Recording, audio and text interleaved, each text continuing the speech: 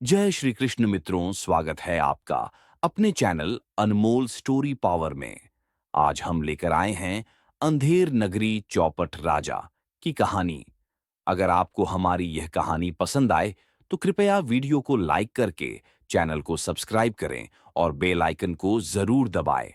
तो चलिए दोस्तों, कहानी की तरफ बढ़ते हैं। जब तीन साधु एक चमचमाती नगरी के द्वार पर पहुंचे तो सूर्य की किरणें महल की छोटी से टकराकर उनकी आंखों में चमक भर देती थीं। सड़कें इतनी साफ थीं कि उन पर चील अपनी छाया देख सकती थी। द्वार पर दो विशाल सैनिक खड़े थे, जिनके हाव भाव बता रहे थे कि यह नगरी किसी सामान्य राजा की नहीं है। पर जो चीज सबसे पहले साधुओं के मन को भाई, वह थी हवा में घुली मिठाइयों की खुशबू, ताजे गुलाब जामुन, गर्म जलेबी और मलाईदार रबड़ी की। और जब उन्होंने पास के बाजार में झांका तो उनके होश उड़ गए। क्या ये सच है? सबसे छोटे साधु गोविंद दास ने कहा। जलेबी 1 पैसे सेर, दूध आधा पैसे सेर। मध्यवर्ती साधु शांतिदास ने बुदबुदाते हुए कहा, कहीं ये माया तो नहीं, या कोई स्वर्ग? सबसे बड़े और अनुभवी साधु ब्रह्मदास, जिन्होंने जीवन में कई राजधानियां देखी थीं, ने अपनी आंखें आधी बंद करते हुए कहा, इतनी समृद्ध, इतनी सस्ती दरें, या तो यहां कोई गहरा रहस्य है या फिर। वह चुप हो गए, लेकिन उनके मन में संदेह की लहरें उठ चुकी थीं। तीनों साधु नगर में प्रवेश करते हैं। वहां के लोग बेहद प्रसन्न चित्त दिखते थे, बिना किसी चिंता के, मानो जीवन केवल स्वाद और आराम के लिए बना हो। बच्चे मिट्टी में नहीं बल्कि रबड्डी में खेल रहे थे। बूढ़े अपनी पेंशन की जगह रसगुल्ले ले रहे थे। हर दुकान पर एक ही बोर्ड टंगा था, यहां सब एक दाम। ब्रह्मदास ने नगर के एक दुकानदार से पूछा, भाई, यहां सब कुछ इतना सस्ता क्यों है? दुकानदार हंस पड़ा, यहां सब बराबर है, महाराज का आदेश है, चाहे मूंगफली हो या मोती, एक ही दाम। अब तीनों साधु आश्चर्यचकित थे। गोविंददास तो वहीं रहने का मन बना चुका था। गुरुदेव, क्यों न हम यहीं बस जाएं? इतनी सस्ती वस्तुएं और इतना सुख, और क्या चाहिए जीवन में? ब्रह्मदास ने सिर हिलाया। जो दिखता है वह सदा सत्य नहीं होता। पहले हम इस नगरी के शासन को देखें, राजा से मिलें, तब निर्णय लें। तीनों साधु नगर के महल की ओर बढ़ते हैं। महल के द्वार पर कोई सख्त पहरेदार नहीं, बल्कि दो नाचते भांड और एक ढोलकिया बैठा था, जो दरबार की तारीफों में गीत गा रहा था। राजा का दरबार भी अजीब था। वह स्वयं स्वर्ण सिंहासन पर बैठे थे, सिर पर ताज थोड़ा टेढ़ा था, और चेहरे पर ऐसी मुस्कान थी जैसे वह कोई बड़ी भूल छिपा रहे हों। उनकी आंखें चमकती थीं, लेकिन समझ से नहीं, लापरवाही से। आओ साधुओं, स्वागत है। क्या खाओगे, मावे की कचौड़ी या इलायची वाला दूध? राजा ने पूछा। ब्रह्मदास ने झुककर प्रणाम किया और कहा, राजन, आपकी नगरी आश्चर्यजनक है, पर नियम विधान, शासन व्यवस्था कैसी है? राजा खिलखिला पड़े। हमारी नगरी में नियम सबके लिए समान है। न्याय यहां अंधा नहीं, पागल है। कोई कुछ भी करे, सबको एक जैसा दंड या इनाम। शांतिदास और गोविंददास ने एक दूसरे की ओर देखा, लेकिन ब्रह्मदास की आंखों में अब चिंता स्पष्ट दिखने लगी थी। ठीक उसी समय दरबार में एक सैनिक घबराता हुआ आया। महाराज, एक दीवार गिर गई है और एक बैल की मौत हो गई है। राजा ने आंखें चौंधियाते हुए कहा, तो दीवार को सजा दो। सैनिक हक्का बक्का, महाराज, दीवार तो निर्जीव है। तो जिसने दीवार बनाई उसे फांसी। राजा ने तुरंत आदेश दिया। साधु इस न्याय से चौंक गए। एक सुनार, जिसने पत्थर सप्लाई की थे, पकड़ा गया। वह रोया, मैंने तो बस पत्थर दिए थे, गलती राजमिस्त्री की है। राजमिस्त्री बुलाया गया। उसने कहा, मुझे उस समय ध्यान भंग हो गया था, क्योंकि मेरी पत्नी खिड़की से देख रही थी। अब पत्नी को दोषी ठहराया गया। जब उसे दरबार लाया गया तो उसने कहा, मैं तो घूंघट में थी। असली दोषी तो वह व्यापारी है, जिसने मुझे रंगीन साड़ी दी थी, जिससे मैं नजर में आ गई। अब व्यापारी पकड़ाया, उसने भी किसी और को दोषी बताया। अंततः राजा ने चिल्लाकर कहा, बस, यह सब सुनकर मेरा सिर घूम रहा है। कोई भी हो, किसी को तो फांसी लगानी ही होगी, नहीं तो न्याय का अपमान होगा। इतने में राजा की नजर गोविंददास पर पड़ी, जो अब तक रबड़ी के प्याले में मग्न था। इस मोटे साधु को पकड़ो, यही सही रहेगा। मोटा है, फांसी की रस्सी फिट बैठेगी। शांतिदास और ब्रह्मदास दहाड़ उठे। यह तो अन्याय है, पर अंधेर नगरी में कौन सुने। गोविंददास को पकड़ लिया गया। फांसी की तैयारी होने लगी। तभी ब्रह्मदास ने बुद्धि से काम लिया। उन्होंने कहा, राजन, हम ब्रह्मज्ञानी हैं। ज्योतिष से हमने देखा है कि आज जो फांसी पर चढ़ेगा वह सीधे स्वर्ग जाएगा और अगला राजा वहीं से चुना जाएगा। राजा की आंखें चमक उठीं। सच? हाँ महाराज। राजा कुछ देर सोचते रहे, फिर बोले, मुझे फांसी दो, मैं ही चढ़ूंगा। मुझे स्वर्ग जाना है और अमर राजा बनना है। फांसी की रस्सी कस गई, नगरी ने नगाड़े बजाए और राजा खुशी खुशी चढ़ गया। राजा के मरते ही दरबार सन्नाटे में डूब गया। कोई उत्तराधिकारी नहीं था। जनता ने साधुओं से विनती की, हमें नया राजा दो, न्यायपूर्ण, विवेकी। ब्रह्मदास ने इनकार कर दिया, लेकिन गोविंददास, जो अब तक सबसे भोले थे, बोले, मैं नहीं, शांतिदास उपयुक्त हैं। अंततः शांतिदास राजा बने और ब्रह्मदास उनके मंत्री। गोविंददास रसोई मंत्री बना। अब अंधेर नगरी बनी प्रकाश नगर, जहां न्याय अंधा नहीं पर समझदार था, और वहां फिर कभी कोई दीवार किसी बैल पर नहीं गिरी। एक बार शांतिदास को राजा बने कुछ महीने ही हुए थे। पहले तो सब कुछ शांत और सुंदर प्रतीत हुआ। नगर के लोग अब अनुशासन में थे, न्याय व्यवस्था में सुधार हो रहा था, और गोविंददास ने रसोई घर को एक मंदिर बना डाला था, जहां हर वर्ग का व्यक्ति आकर भोजन कर सकता था। लेकिन धीरे धीरे अजीब बातें फिर से उभरने लगीं। बाजार में सब कुछ अभी भी टके शेर बिकता था। मतलब 1 टका दो और शेर भर ले जाओ, चाहे वो आम हो, आलू, सोना या फिर किताबें। लोगों को यह अब भी बहुत अच्छा लगता था, लेकिन शांतिदास को इस बराबरी में एक असमानता दिखने लगी थी। उन्होंने एक बूढ़े किसान से पूछा, तुम्हारे खेत में तो मेहनत लगती है, तुम सब्जी उगाते हो, फिर तुम अपनी मेहनत का मूल्य 1 टके में क्यों बेचते हो? बूढ़े ने हंसते हुए जवाब दिया, राजन, ये नियम पुराना है, जो बोले वही हो। राजा ने कहा था, सब कुछ एक भाव, अब हम क्या करें? शांतिदास ने और गहराई में जाना शुरू किया।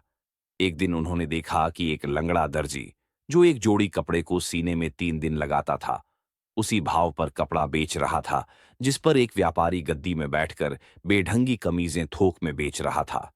यह न्याय नहीं है, शांतिदास ने ब्रह्मदास से कहा। ब्रह्मदास बोले, जब मूल्य का कोई भेद नहीं होता, तब मेहनत का कोई मोल नहीं रहता।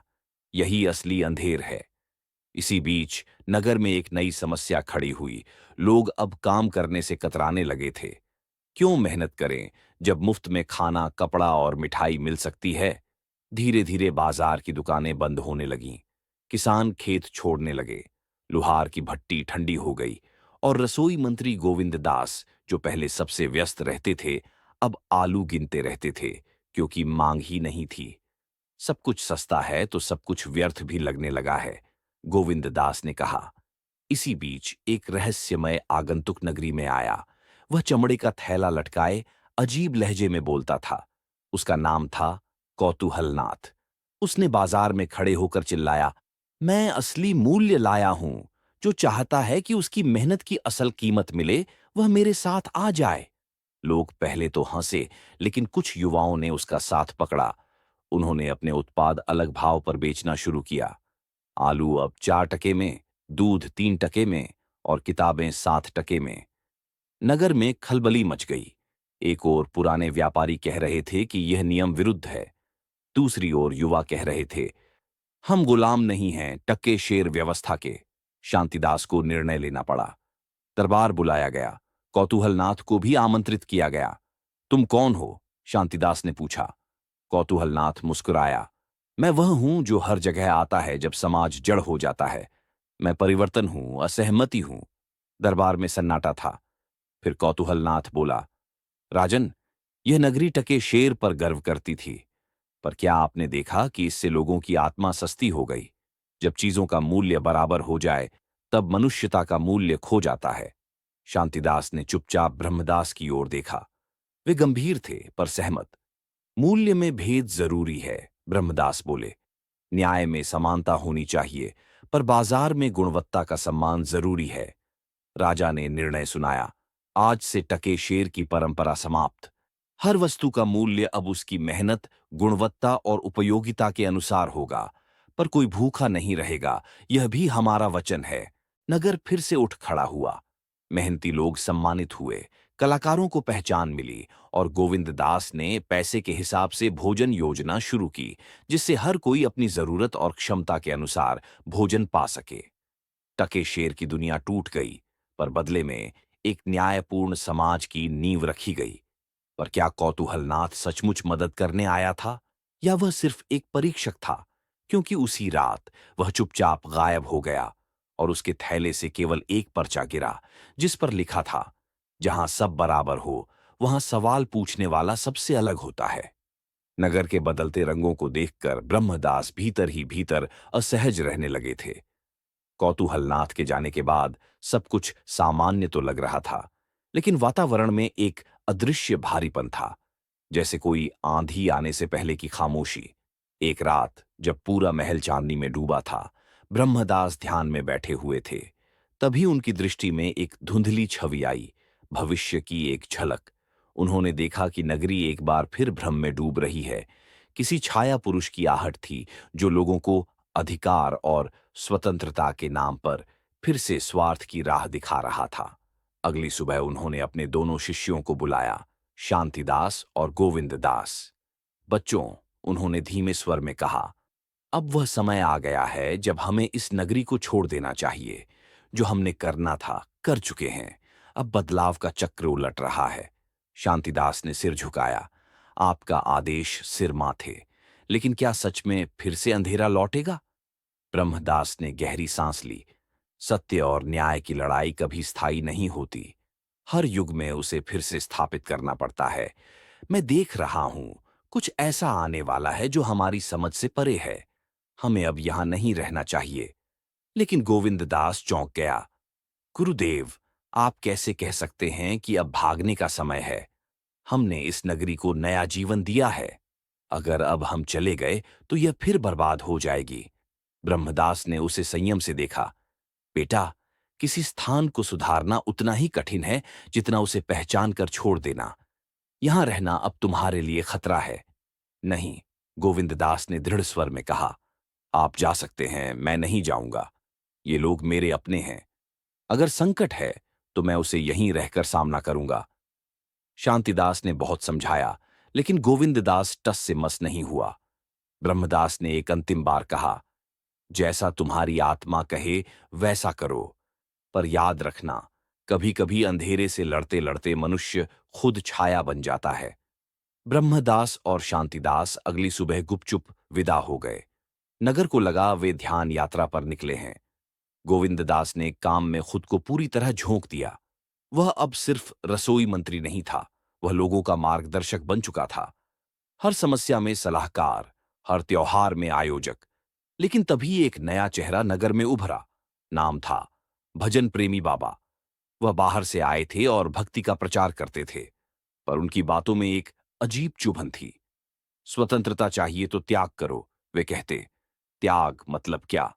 लोग पूछते। राजा को त्यागो, मंत्री को हटाओ, खुद शासक बनो। धीरे धीरे लोगों की सोच बदलने लगी। वे गोविंद दास से सवाल पूछने लगे। तुम हमें क्यों बताते हो क्या खाना है? क्यों तुम्हारी रसोई सबसे बड़ी है? तुम भी तो अब एक नया राजा ही हो गए हो, बस नाम नहीं बदला। गोविंद दास स्तब्ध था।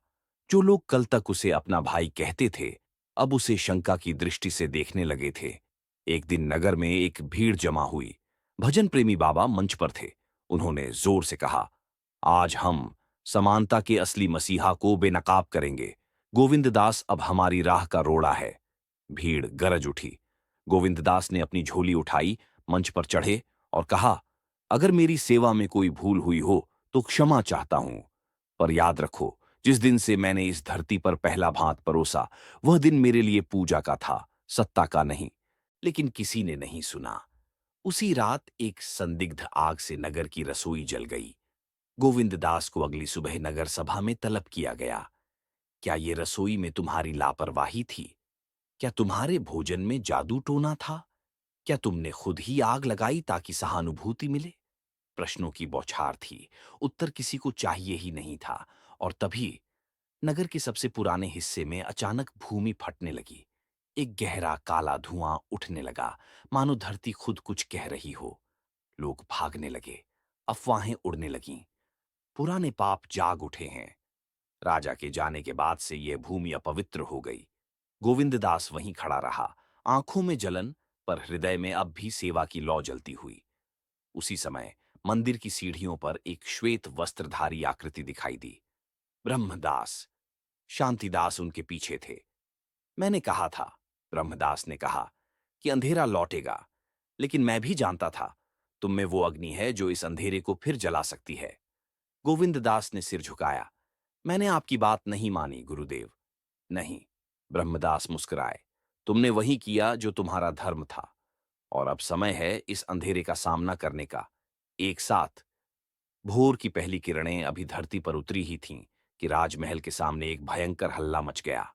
एक बूढ़ा फकीर चिल्ला रहा था, न्याय चाहिए, मेरी बकरी मर गई, किसी को तो सजा दो। बकरी की मौत सामान्य घटना हो सकती थी, पर यह अंधेर नगरी थी, और यहां न्याय कभी तर्क पर नहीं, तमाशे पर आधारित था। राजा के गुप्तचर भागते हुए दरबार पहुंचे और बिना पूरी बात जाने तुरंत शंख बजवाकर विशेष न्याय सभा बुलवा ली गई। राजा पहुंचे, माथे पर ताज, हाथ में गुलाब। उनकी आंखों में गहरी नींद थी, पर हंसी जबरदस्ती की। क्या हुआ फकीर? राजन, मेरी बकरी खंभे से बंधी थी, पास के मकान की दीवार गिरी और उसे कुचल गई। राजा ने दाढ़ी खुजाई। दीवार गिरी तो दोषी है वह जिसने दीवार बनाई। नगर का कारीगर बुलाया गया। हक्का बक्का कारीगर पेश हुआ, कांपते हुए बोला, राजन, मैंने तो मजबूत दीवार बनाई थी, शायद मालिक ने समय पर मरम्मत नहीं करवाई हो। राजा गरजे, तो दोषी है मकान का मालिक। बनिया जो मकान का स्वामी था कांपता हुआ आया, सिर झुकाकर बोला, महाराज, मैंने तो समय पर कारीगर को पैसे दिए थे, लेकिन उस दिन ईंटें समय पर नहीं आई थीं। भिश्ती ने गारा देरी से पहुंचाया था। राजा मुस्कुराए, तो बुलाओ भिश्ती को। भिश्ती अपने बर्तनों सहित हाजिर हुआ। रोते रोते बोला, मालिक, उस दिन गली में कसाई की भैंस बैठी थी, मैं निकल नहीं पाया। राजा ने अब दाढ़ी पकड़ ली। तो दोषी है कसाई? कसाई सामने आया। राजन, भैंस तो बैठी थी, पर बकरी तो दीवार के पास थी ना, उसमें मेरा क्या दोष? राजा सोच में पड़ गए। न्याय पेचीदा हो चला था। भीड़ में हंसी फूटने लगी। एक बकरी की मौत से पूरे नगर की गाथा खुल गई थी। चुप! राजा गरजे, अब हम न्याय करेंगे। दोष किसका है इससे फर्क नहीं पड़ता, किसी न किसी को तो सजा मिलनी ही चाहिए, अन्यथा राजा का सम्मान कहां जाएगा। ये सुनकर दरबार सन्न हो गया। अब समस्या यह थी कि राजा खुद नहीं जानते थे किसे दोषी ठहराया जाए। उन्होंने सभा के पंडितों से परामर्श लिया। एक बूढ़ा पंडित बोला, महाराज, हमें ऐसा दोषी चाहिए जिसकी मौत से नगर में संतुलन बना रहे और जनता को न्याय मिल जाए। राजा ने मुस्कुराकर कहा, तो देखो, सबसे उपयुक्त कौन है। जांच पड़ताल शुरू हुई। अंत में निर्णय आया, कसाई को फांसी दी जाए, क्योंकि उसकी भैंस के बैठने से देरी हुई और यह देरी बकरी की मृत्यु का कारण बनी। कसाई रोने लगा, महाराज, पर मेरी कद काठी इतनी पतली है कि फांसी का फंदा गर्दन से निकल जाएगा। ये सुनते ही राजा ने नई चुनौती खड़ी कर दी, तो ढूंढो कोई ऐसा व्यक्ति जिसकी गर्दन फंदे में फिट हो जाए। फिर क्या था, नगर में तगड़े गले वालों की खोज शुरू हुई।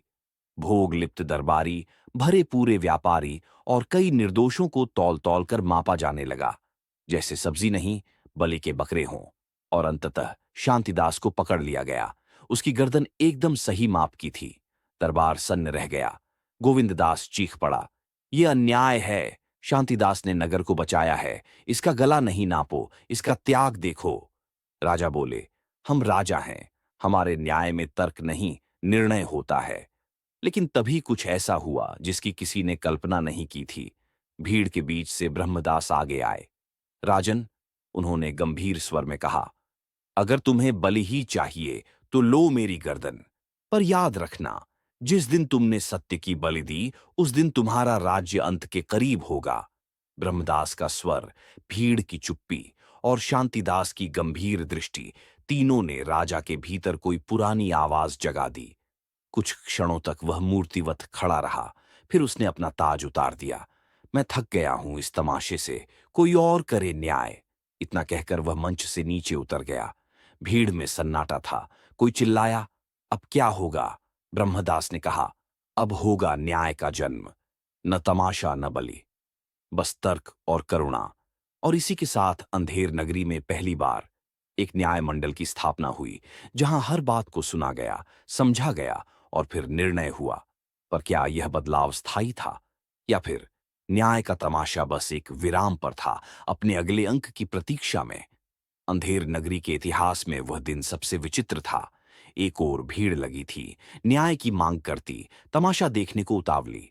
दूसरी ओर फांसी का तख्ता सजा था, जैसे कोई त्योहार हो। शांतिदास, वह साधु जिसने जीवन भर शांति, सेवा और संयम को अपनाया था, अब सही गर्दन वाला आरोपी बन चुका था। उसका अपराध सिर्फ इतना कि उसकी गर्दन उस अभिशप्त फंदे के लिए उपयुक्त थी। राजा के हाथ से सत्ता जा चुकी थी, पर दरबार में पुराने दरबारी अब भी अपने खेल खेलने को तत्पर थे।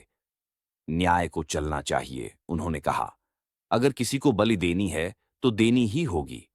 फांसी का मंच तैयार था। सबकी निगाहें शांतिदास पर थीं, जो शांत खड़ा था, न भय न आक्रोश। उसी समय ब्रह्मदास भीड़ चीरते हुए आगे बढ़े। रुको, उनकी आवाज गरजी। अगर किसी को फांसी दी जानी है तो वह मैं हूं।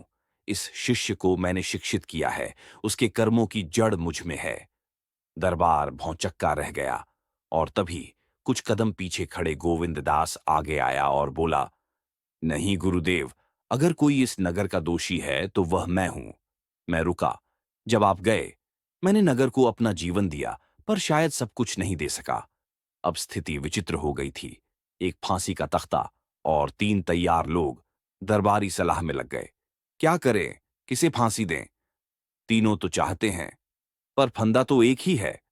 राजा, जो अब स्वयं को जनप्रतिनिधि कहलवाता था, एक कोने में खड़ा यह दृश्य देख रहा था।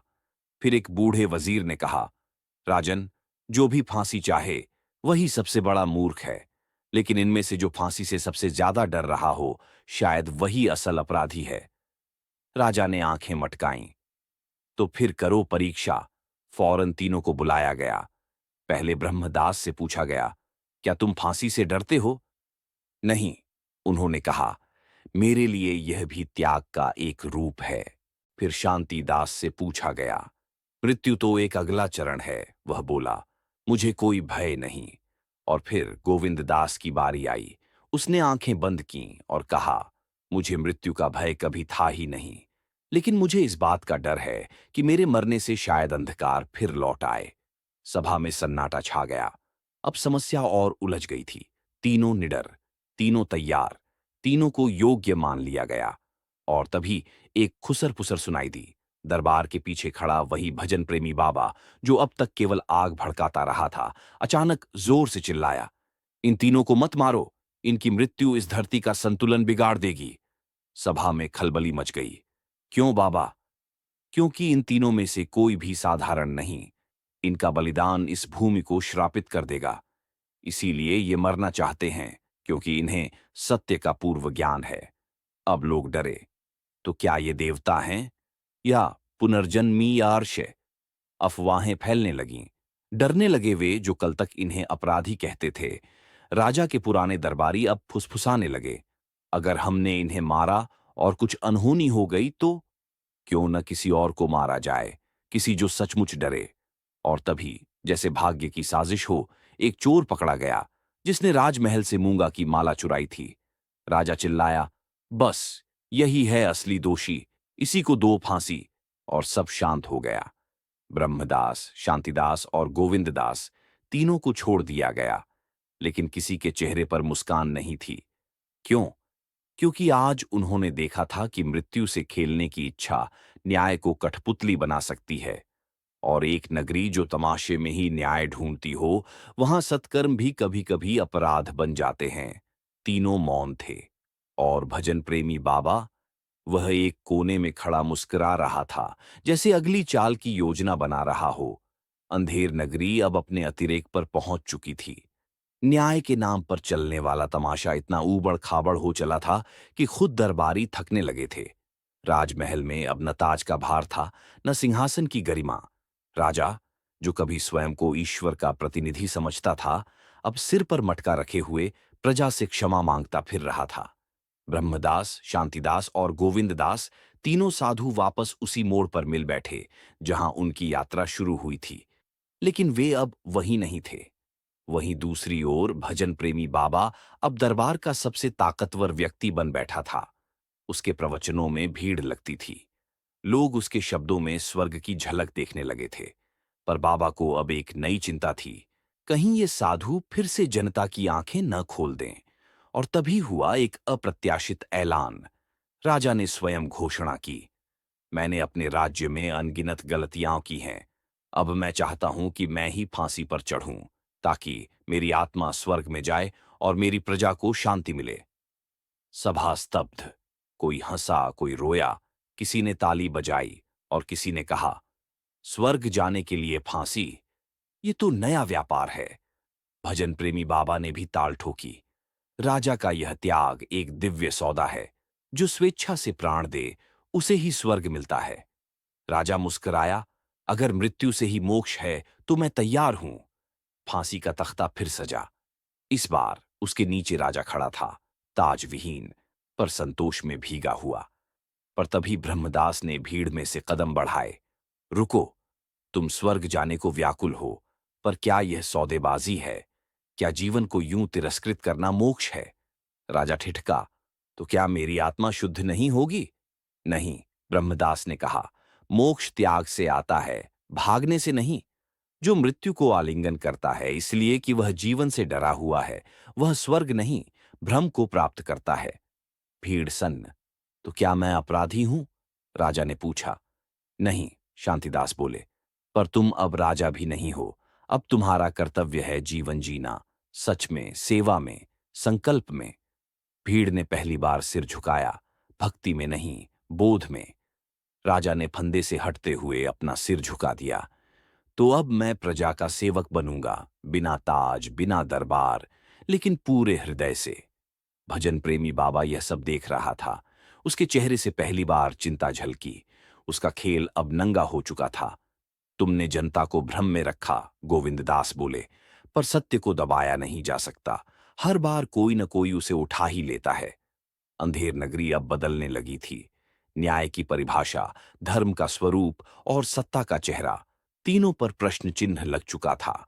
और अंत में जब राजा ने अपने हाथों से चिलचिलाते राजप्रासाद के दरवाजे बंद किए और एक कुटिया में जाकर बैठा, तब अंधेर नगरी में पहली बार रोशनी हुई। नहीं, कोई दीप नहीं जला था, पर बुद्धि की लौ जागी थी।